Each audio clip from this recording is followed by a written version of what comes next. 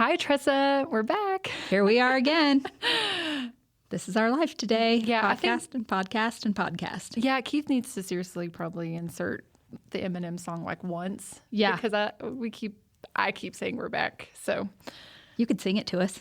I've already done that once. I don't need to hear it again. Maybe we need a new song Yeah. that you could sing to the listeners. Baby got back? Nah. We don't. Baby got back. Here Baby we got are back back. again. I don't know. Oh, that's funny. Well, have you been watching lots of sports lately? Oh my goodness. It's all we've been watching. Yeah. So, it's the finals for hockey. And the Vegas Golden Knights have made it to the next round. That's my team. Woohoo. So maybe by the time this episode airs, maybe they're going to be the Stanley Cup champions. We're manifesting it. Yeah, I'm putting it out there, universe. Help me out here. Sorry to the other fans of the other teams. Yeah, too bad. Yeah. Sorry, not sorry. I thought it really. What about you? Me. We have been watching lots of the NBA finals. Yeah. Until my eyeballs fall out. Blake, my husband, is a major Steph Curry fan. So he likes the Warriors because Steph plays for the Warriors. Yeah. And so he was not very happy. But the other day I saw this video on Twitter. I need to still send it to you, Tressa, because it was flipping hilarious, where the Tennessee Titans went to Broadway Street. So if you're familiar with Nashville, Broadway Street is the famous street where all the cool bars are. They went and asked the people to announce their, announce the Tennessee Titans lineup for the upcoming season. And the people could only see the logos. And it is so funny. I mean, I know all the teams based on the logos, and I know relatively at least that much. But they showed them the Atlanta Falcons, and the girl called it the Red Stallions. How do you get a falcon and a stallion? Yeah, and so she's like, the Red Stallions. Rawr. I don't even know what she was doing. And then they called the Browns the football logo. That's it. The team name is the football logo. And then they showed the Jaguars, and a girl goes, that's not even a team. That's a fake logo. So then they announced it as not even the team, and put the date when they're supposed to play them. And then they called the Carolina Panthers the North Carolina Tigers. Oh, the Tigers. And so I'm a Panthers fan because I'm from North Carolina, so I have to be. And I've been riding with them since they've been doing their thing since '95. Woo!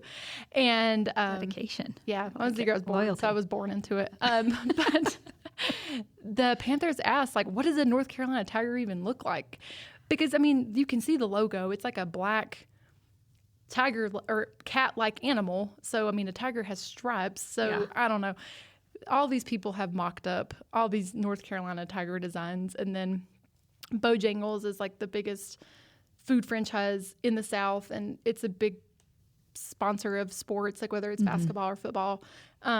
And Bojangles even released an advertisement with the North Carolina Tiger, and they even called the Chargers Lightning McQueen. Oh, Lightning. It was hilarious. And the Buccaneers were the Pirates of the Caribbean. And it was just so funny. And these people really believed it. And so now I want to do that with our advertisement somewhere. I just want to ask with something Union's crazy. advertisement? Yeah, maybe at I like CFD it. we just start Oh, there we polling go. people about something to do with Wyoming, and to see show them something and see what they think it is, because it was hilarious. That is funny. Just to see. Yeah, that's great. Just to see the imagination of your consumers, right? Yeah, the Titans knew what they were doing, because I laughed. I'm not following the Titans content, but now I am. Yeah. So I It's a enjoyed great idea. We might do that for CFD. it. Yeah. So, all right. Well, we have a guest with us today. He has worked for Union for quite some time. His name is Daryl Fisher, and he is the warehouse director here for Union. So welcome to the podcast, Daryl. Thanks for joining us. Thanks, Tressa. Hey, Myra. How are you today? Daryl. Daryl is 7 foot with long blonde flowing hair. Dirk Pitt. Exactly. One of my favorite characters from Clive Cussler. So, yeah. Love it. I wish I had a life in the excitement that Dirk did. Yeah. Not quite the same. Not quite the same, right? It could be Sharks your do output. eat people. You're not going to catch me scuba diving, Yeah. right? PSA for everyone out there. Sharks do eat people. Yeah. That does happen. Yes. So, Daryl, do you just want to tell us a little bit about yourself and your role in the company? Well, sure, I can do that. Let's see. I've been around for 15 years next month. So it's been a very short 15 years. So originally from Montana, grew up in Billings, went to Alaska for about a decade, then wound up in Kansas City, Kansas, probably the best four-season you can have for living, minus the tornadoes. And then to West Texas, to Jacksonville, Florida, and then back out here. Oh, wow. So kind of all over the country and seen just about everything. Haven't lived in the Northeast or Southern California, and I don't see those in my future. So, but married, got 3 kids, just kind of do anything outdoorsy. Great, So. yeah. You had the day off yesterday because it was opening of shed sheds. hunting day. Shed hunting season. They pushed it back for 2 weeks to give the animals some more time to recuperate, and it was fun. I'm a little sunburned today. I've got some blisters on my forehead for I wear my cap backwards and hiking and riding four-wheelers. So, but it was a good day. Good. So. Yeah, that's awesome. Enjoyed it with my daughter. Great. So. So we want to talk a little bit about what the warehouse does. And one of the things here at Union that we're passionate about and that we try to make sure we do as a company is do as much local purchasing as we can. Yep. Do you want to talk about that a little bit? Yeah, so incorporated with the warehousing, we have the purchasing department that we buy everything that we do, right? The only thing that we really don't do is own a gravel pit or have concrete trucks, and we pretty much do everything in-house. So we try to push as much money back into the local economies that we can, right? We look at our discretionary spending, and we try to give it back to those who support us and in those communities. Do you know about how many local vendors we use? On average, from the purchasing group alone, without the rest of the direct bills and everything from accounting, we use about 118 average a year, and it's substantial. $4 to $5 million a year that we put back into our communities from our discretionary spending, where we have choices to spend our money. Yeah, So that's awesome. Yep. So when you're looking for a vendor and you're trying to decide, is this the right vendor for us, and you're keeping it local, how do you go about that? Do you, are they all in Wyoming, or are they in the Rocky Mountain region? So local is what we look at. Local is where we provide service. Okay. So traditionally within the state of Wyoming, but we go into Colorado and Craig and southeast Wyoming, or southeast Montana, Idaho and Utah. But we keep it where we provide services. Our definition of local. We utilize a couple heavy sources. One is employees, because they live in these areas that we service. And so we get recommendations from them, our construction employees also, but we also use the Chamber of Commerce's and who has and who provides those services locally. We actually reach out to them and ask. That's really cool. I didn't think about it to that degree, and it's neat because that's something very similar that we do with our community giving back. Mm-hmm. The best people that know about the communities are the people who live in the communities, and then also partnering with the Chamber.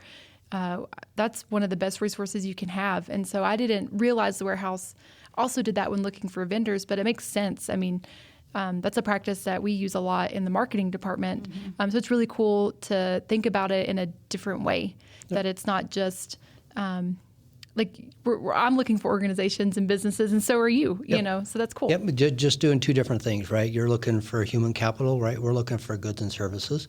But it's amazing what they can bring to the table if you give them the opportunity. Right? Yeah, absolutely. So it's kind of fun to go out and meet with them, and we have employees that recommend businesses because they may have a cabin or something in the area, and they say, hey, we're struggling to find propane tanks because of COVID consolidated the market, and it's hard to buy used propane tanks. Hey, I know the vendor up there has a couple sitting in their lot. I drove by them last week when I was up on my property. I'll give you a number. We reach out and we can establish a relationship with them. Can you just imagine how far communication can get us, right? I mean, you just described just people helping people, right? Mm-hmm. And that's just having conversations with the people that we work with, our employees, our customers. Yeah. And just, and the people who have property there or have business there or a life there, and looking out for their own community as well. Yeah, I love that. Yeah, I think it's awesome that you are one, as an employee, I would feel very valued. So you're giving a voice back to the employees because you're making them feel empowered to help make decisions that could help our business, but also put profit back into their local economy as well. So that's really neat. Like, it's that two-way street of value for our business and value for our customers and value for our employees. Yeah. We find a lot of business leads when we're out doing projects and sites, and if we're staying at hotels, the people who run the front desk that live locally see just about everybody who comes through and see all the businesses that are in town and who's bringing people in and what projects are going on, because they're staying there while they're building those projects. So they're a good source of information as well. Oh, yeah. Very good. I've learned a lot in just this short time of talking to you, Daryl. Actually, KLK's, who owns a hotel in Lander, I met a gal working the front desk that started working in Rock Springs Customer Care Store back in the 90s when we opened it, or when it first opened. Was that in the 90s or early 2000s? Oh, really? Yeah. Yeah. So she was working there at the front desk, and she'd travel back and forth to Texas several times as life changes and things, but she recognized Union. Oh, wow. So it was kind of interesting. That's so cool. And she remembered you and Tina. Yeah, she did. Yeah, She did. That's great. It was kind of crazy. Hopefully all good. It was All great. good, right, Daryl? No. There was no subsequent report. Hey, I wouldn't stay here. So, but yeah, no, it's interesting, right? And she was very positive on Union to this day, and she hasn't worked here for 15, almost 20 years. Wow. So, but still she keeps Union service when she's here still. So That's great. Yeah. Just shows what, we're in a huge geographic state, right? But yet it's really just like small community, the entire state. It's interesting how things intertwine and how different people know each other and how it comes back around, right? Yep. That circle. Right. We don't have a large metropolitan area, right? But it's all small communities who are intertwined, right? Everybody's ranch butts up to somebody else's ranch, who butts up to somebody else's ranch, and they all talk to each other. So you have to really build your network out in Wyoming, particularly because it is so sparsely populated. Yeah, exactly. Yeah, I mean, making her feel important, like that just added to her experience. You just continued to build upon it, with asking her questions or finding out information. So I think that's a really great way to connect with our customers outside of, normal traditional routes. Like, this goes back to showing how Warehouse can be customer centered and be customer obsessed. Like, you're out dealing with the public, you're talking to potential customers or former customers or current customers. You're able to have those conversations and to connect those business partnerships as well. You're out there, you're seeing it. Like you said, you could drive by and see the propane tanks possibly sitting there. You're always out building the connections and representing the company, and that is just really cool, I think. Yeah, I mean, there's only two customers out there. There's current customer and potential customer, right? We want to get as many over to the current customer as we possibly can, but there's only, right, there's a positive response to what we do, how they see us. There's a neutral and there's a negative. We want to keep everything neutral and positive, right? So how do we shift that? That's by holding the door open at the local convenience store when you go in and saying good morning, right? Our name's on everything, so we want to make sure that we're out there being good corporate citizens and being polite and being the people that we are, because that's who we hire. Yeah, exactly. We want to always be stewards in our community, right? Yep. And serving in all different sorts of ways. And you're right. I mean, that's the kind of employees that we look for and the ones that we have working here. So, absolutely. So since you've been in this role, has it always been something that's been valued for us to make sure that we can locally source as much as possible? And what kind of impact do you think that has on the communities that we live in? So locally sourced and keeping within our region and bring everything back to where we live, work, and play, per se, is something that we've always tried to do as Union, and the impact of that is substantial, right? If you're putting $4 to $5 million back into the communities that you live in, right, it comes down to a direct and indirect and an infusion of capital into those properties, whether it's by your payroll, your benefits, the visitors that we bring in, some internationally that come in and visit us. We get dollars into our communities from that. It's paying the local providers, who then pay their employees, who then pay their utility bills, spend the money at the local grocery stores.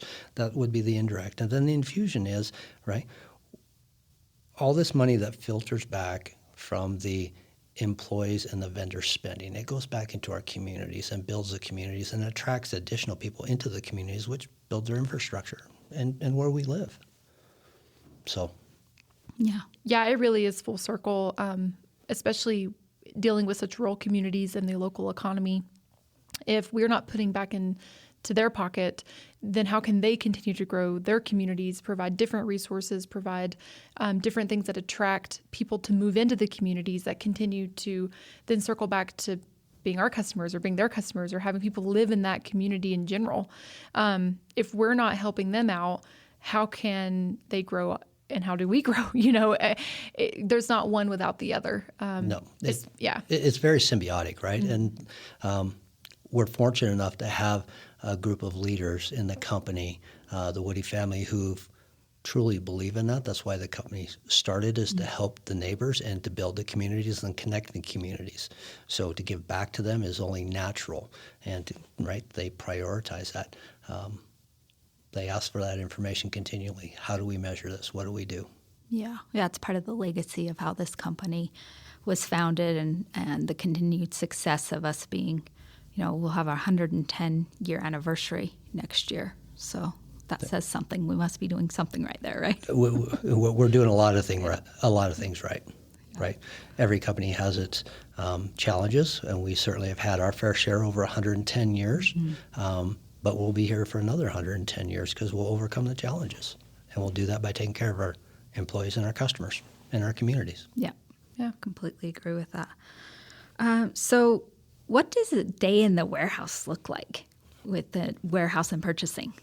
Some days, organized chaos, right? Just like marketing. Just like kind of like marketing, right? You don't know what you're coming into because we handle so many different facets of the business. We are support for all the different departments, so roughly 9 or 10 different departments within the organization. It could be our delivery driver gets a call at 4 o'clock in the afternoon after shift. His schedule is already over.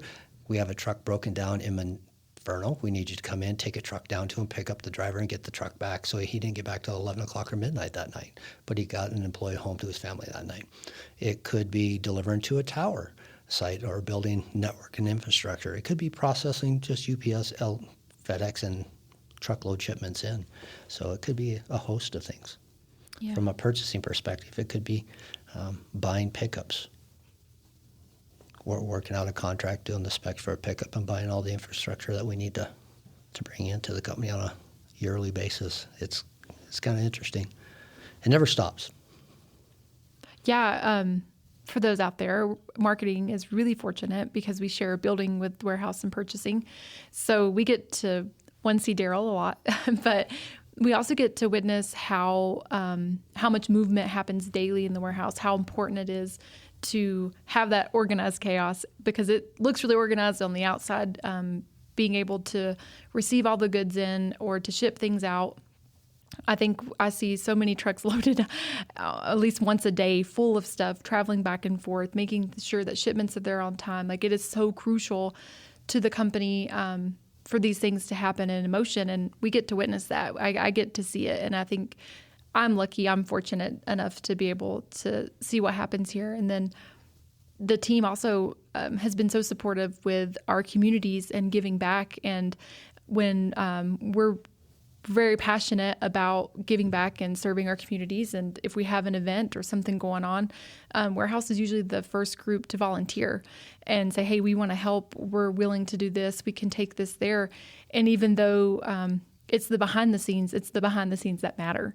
And so I think it's really cool, and I appreciate that from the group. Well, I hope they listen so they can hear that. We thank them all the time for it, right? But sometimes it's just part of what they do, and they don't really look at it as helping. It's just, right, there's a need for help, and we just help. So from the freight side of it, can either of you guess what our busiest season is?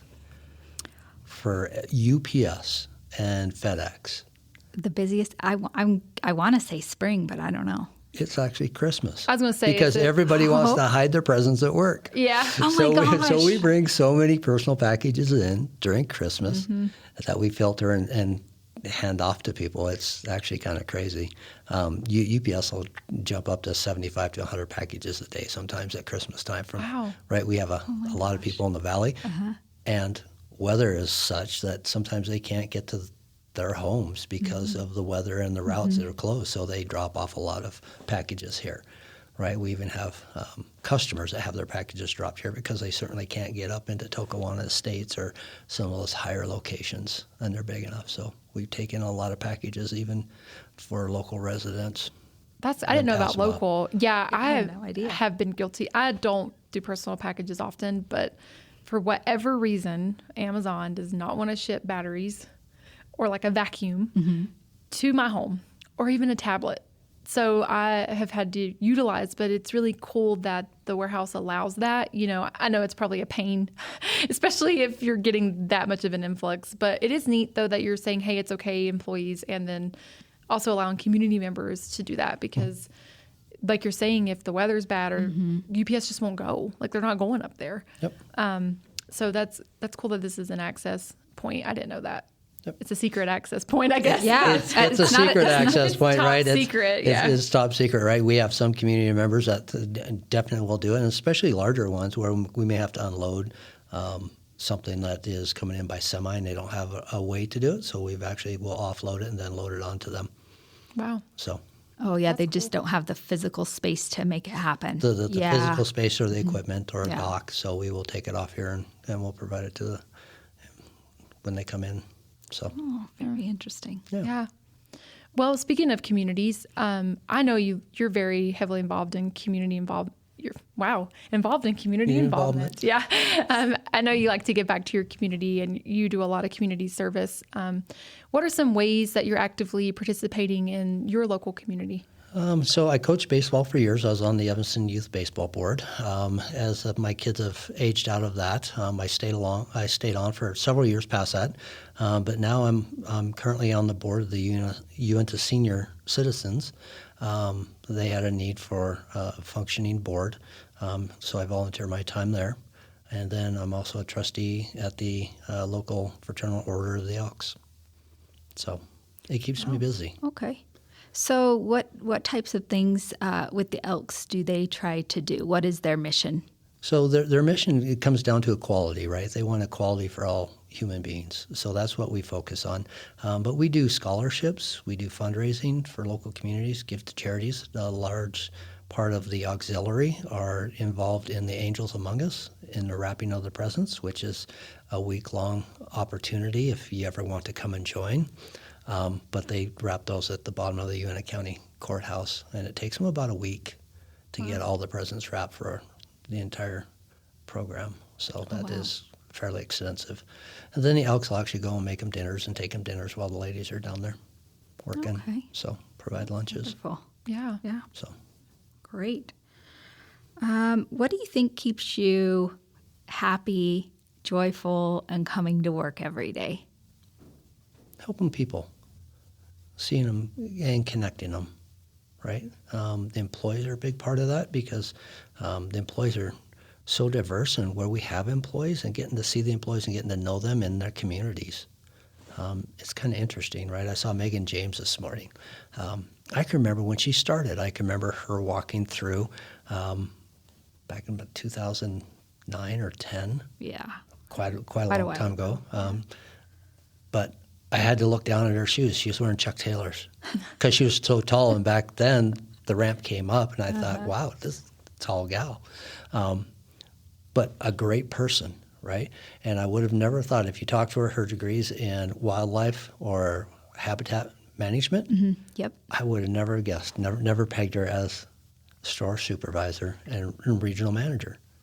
Yeah. But phenomenal person. But it's those kind of relationships that you build with people that keep me coming back in the communities. Yep. I love that. Yeah, for those out there in listener land, I think Megan is about 6'5", I want to say. About that. Yeah. Yeah. And I am 5'2", and Megan and I have worked together for a long time. And it's, I remember when I would intentionally, if I was going to Saratoga to visit Megan, I would make sure I had the tallest heels I could find. Just so he didn't look so off base as we were walking to lunch or whatever. Right. And I had to look over the counter saying, is she wearing heels? Yeah. Or is, right? And your Chuck Taylors are flat. It was all 6'5". That's like as flat as you can get. Yeah, right. She played, I think, basketball or volleyball at Colorado Mesa. Yeah. Right. And it kind of reminds me of a story of a guy I coached with for years, and we had a pitcher that was 6'7", and Chad Thompson's maybe 5'7", 5'8", and we had a pretty good relationship, and our pitcher wasn't doing really well, and so he goes, I want you to go talk to him. So I walked out to the pitching mound and said, he goes, Coach, why are you here? Why isn't the head coach here? Well, he didn't want to have to argue with your belt buckle. I'm taller. He says, get it together. And I just turned around and walked off the field. It's like, that's it. That's all. He starts laughing. He got everything corrected mentally, and away we went. And coach is like, well, what'd you tell him? It seems like you fixed him. I just said you didn't want to argue with his belt buckle because, there's a height difference there. It's substantial. Yeah, it is substantial. Well, as we start to wrap up here, I wanted to close and touch base on maybe two things. One is I just wanted you to tell us, Daryl and his wife, for those out there in listener land, have this goal to go to every baseball stadium within the United States and Canada. Yep. Right? So where are you at against that goal? I'm at 7. Oh, man. How many are out there? Oh, there's 29. Okay. 29 or 30. Wow. And I'm willing to throw in Mexico City. Okay. Yeah. And, I'm sure you're willing. Sure. I'm willing to go travel to anywhere Mexico. there's a baseball game, right? It's kind of fun whenever I'm traveling. If I'm traveling for work, I go and I look for AA games, AAA games. So any brickyard, right, baseball field, I will stop watch. I'll be driving down the road. If I see a Little League game and I'm out traveling, I'll just stop and watch the game. I love baseball that much. Oh, I love that. And there's nothing better than a ballpark hot dog. It's so true. The atmosphere there is It's just something it's to just take laid in. back. Right? Yeah. So I'm going to ask Daryl to keep me informed so we can keep our listeners informed as he increases his count, and we'll help support Daryl and his wife on their journey. Well, support. There's a GoFundMe. Yeah, we'll go fund me. We'll raise money. Not through that, just with our energetic support. He's made it to 10. Love and light to Daryl. Yeah, I am not a baseball person by any means. But speaking of ballpark hot dogs, I used to go to all of the games in college because on Wednesday nights they would give out $1 hot dogs. So as a college student, I would go and buy my 2 hot dogs for $2 and just sit. And I mean, the atmosphere when the sun's going down and you're just outside, it's a wonderful, whether or not you like the sport. So I totally get where you're coming from. But I would finish my schoolwork, but I went for them hot dogs because there ain't nothing like a baseball hot dog. No, there isn't. There really isn't. Yeah. But there's a higher quality hot dog rather than the $1 hot dog. No, they were good dang hot dogs.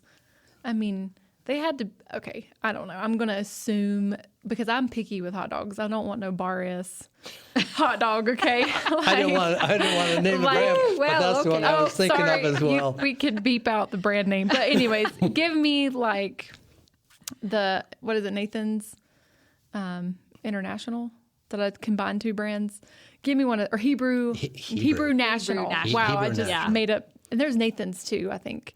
I might have made all these up, but those are the good ones in my opinion. But I don't know. I would like to think that this institution of higher money, who has a great baseball program and sports program, are going to provide decent hot dogs at the game. So I'm just...